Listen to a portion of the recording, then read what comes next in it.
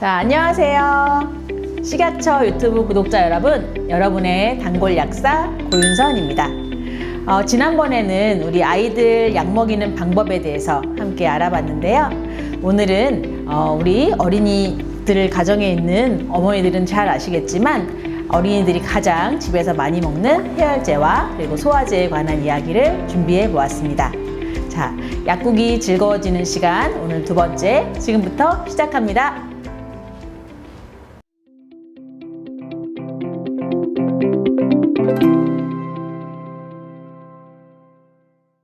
네, 지난번에 아이 약 먹이는 법에서도 말씀드렸지만은 아이는 어른의 축소판이 아니죠. 그래서 어른의 약을 함부로 쪼개서 먹이거나 그대로 사용하기보다는 아이에게는 아이에 맞는 아이용 약을 먹이시는 게 좋습니다.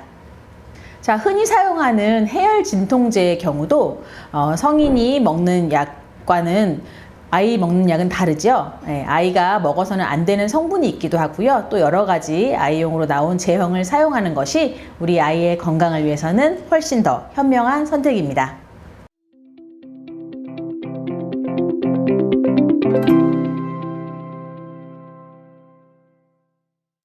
자, 아마도 가정에서 한두 가지 정도의 해열 진통 성분은 가지고 계실 텐데요. 우리 시중에 많이 나와 있는 약제는 크게 두 가지로 분류됩니다. 요즘 엄마들 사이에서는 국룰인가요? 교차 복용. 네, 많이들 염두에 두고 계실 텐데요. 해열 진통제 여기 앞에 보시면 크게는 이제 소위 타이레놀, 아세트아미노펜 계열의 류, 그리고 덱시부브로펜이나 이부브로펜 계열의 이 두 가지 크게는 이렇게 분류가 됩니다. 요즘에는 아기들이 먹기 편하고 보관상의 용이를 더 높이기 위해서 이렇게 한 포씩 복용하도록 나와 있는 제품들이 아주 많이 있어요. 자, 제형으로는 지금 보시는 것처럼 시럽이 가장 많고요. 그리고 또 이렇게 추어블 알약 같은 것, 그리고 좌제나 알약, 일반 알약으로도 나와 있습니다. 자, 여기서 간단하게 용량 한번 살펴볼게요. 여기 타이레놀 알약, 추어블 알약인데요. 80mg입니다. 이 80mg은 너무 용량이 작은 거예요. 어떤 정도냐면은 요거 두 알을 먹이면 160mg가 되는데 160mg는 여기 보시는 시럽 5mg입니다. 밥 숟가락 한 숟갈 정도 되는 양이에요. 그래서 이런 시럽 한 포 같은 경우면 두세 살 정도 아이들, 한 16kg, 15kg 정도 아이들이 먹기에 딱 좋은 용량입니다. 자, 용량 말씀드렸는데 좀 헷갈리시죠? 그래서 우리는 약을 이제 구비해 놓을 때는 꼭 약용 설명서를 그냥 버리지 마시고 약과 함께 보관하는 것이 굉장히 중요합니다. 그래야 약을 먹일 때마다 찾아서 참고를 하실 수 있겠죠? 그리고 약을 이런 시럽이나 알약 같은 것을 토해낸 경우 자꾸만 토하는 경우가 있을 수 있어요. 그럴 때는 좌제 사용도 한번 고려해 보시면 좋겠습니다.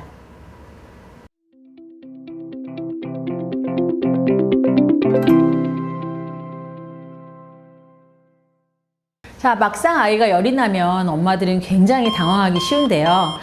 몇 도가 돼야지 약을 먹이고 몇 도까지는 그냥 두고 보면 되는지 한번 이야기해 볼까요? 자, 보통 우리 정상 체온은 36도에서 37도, 38도 이전까지, 37도 7부 이전까지를 말을 합니다. 아이들이 열이 난다라고 표현하는 체온은 보통 38도씨 이상을 가리킵니다. 자, 그렇다면 38도가 됐다, 우리 아이가 38도 됐다, 그러면 무조건 약을 먹여야 될까요? 엄마들의 마음이 이제 불안해서 잠자는 아이한테 계속 체온계를 삑삑 갖다 대죠. 대면서 38도가 넘으면 깨워서 먹여야 되나 한참을 고민하기도 합니다. 그런데 해열제를 먹이는 시점을 다시 한번 잘 생각해 보시면요. 아기의 상태를, 그냥 체온보다 아기의 상태를 더 면밀하게 검토를 하셔야 됩니다.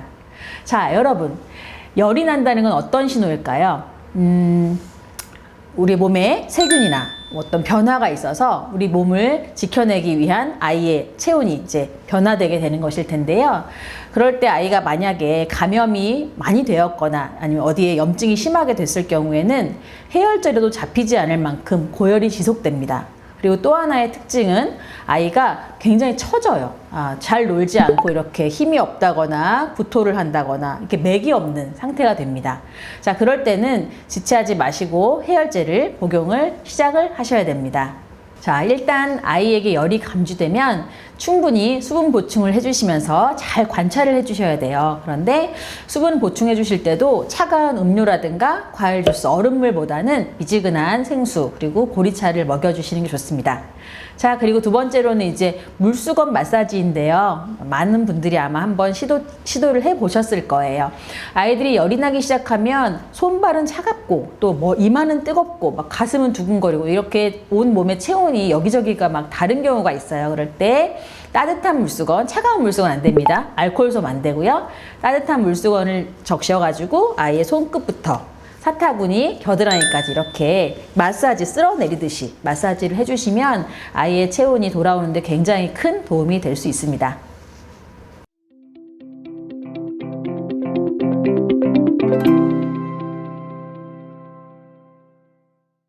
자, 우리 아이들의 약 복용에 있어서는 가장 중요한 거 용법, 용량을 정확하게 지키시는 게 좋습니다. 그리고 성분이 혹시나도 중복되지 않도록 주의하셔야 됩니다. 동일한 성분도 여러 가지 이제 상품명으로 출시가 되어 있고요. 어머니들께서 교차 복용을 하실 때도 성분이 혹시나 중복되진 않는지, 계열이 중복되지 않는지 반드시 제품 설명서를 통해서 확인을 하고 먹이시도록 하는 게 좋겠습니다. 자, 복용 시간도 꼭 넉넉히 떼어주시는 게 필요한데요. 보통 이제 아세타미노펜 계열 같은 경우에는 4시간, 뭐 6시간 정도까지, 덱시우브로펜도 마찬가지고요. 각각의 약들은 사이사이에 4시간에서 5시간 간격을 두셔야 됩니다. 그리고 교차 복용을 하는 성분이 다른, 계열이 다른 해열 진통제도 각각 2시간 이상씩은 간격을 두시는 게 안전합니다. 그리고 마지막으로 약을 교차 복용하다 보면 도대체 여기 몇 번을 먹었는지 헷갈릴 수가 있어요. 각각의 약에 대해서 1일 최대 용량을 꼭 확인을 하시고요. 그 이하로 먹여주시도록 반드시 그 점은 주의해 주세요. 자, 마지막으로 아이가 열이 난다는 것은 병원에 가야 되는 심각한 질환일 수도 있거든요. 예를 들면 요로 감염이라든지 폐렴이라든지 뇌수막염이라든지 뭐 중이염도 그렇고요. 그래서 통증에는 5일, 발열에는 3일 이상 임의로 가정에서 약을 복용하기보다는 전문의의, 소아과 전문의의 진료를 받도록 하는 것이 좋습니다.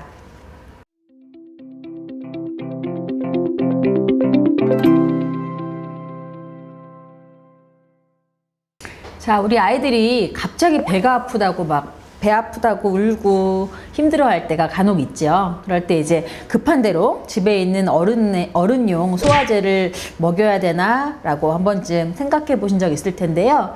아이들은 아직 면역 체계가 발달하지 않았기 때문에 어른들용 소화제를 먹였을 때는 위험할 수가 있어요. 어른들용 소화제에는 돼지 췌장에서 이제 추출한 판크레아틴 같은 종류의 이제 효소가 들어가거든요.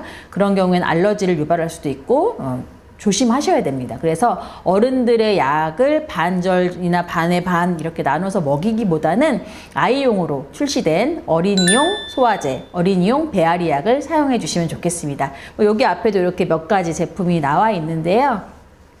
이런 걸 먹여주시면 되고, 그리고 배앓이를 한다고 하는 것은 좀 관찰을 잘 하셔야 돼요. 아이들이 그냥 뭐 체했다 이렇게만 넘기기에는 여러 가지 염증이라든지 아니면 또 변비의 위험도 있을 수가 있어요. 아이들은 우리 아이는 화장실을 잘 가요. 엄마는 이렇게 얘기를 하지만 예를 들면 10이 나와야 될 텐데 아이는 매일 4만큼만 변을 보고 있는 경우도 있거든요. 이것도 변비라고 생각을 할 수가 있습니다. 그래서 배앓이의 원인이 되는 다른 질환이 있지는 않은지 면밀히 관찰하시고 소화제를 먹여야 할 때는 반드시 아이용으로 출시된 어린이용 소화제를 먹이는 것이 현명합니다.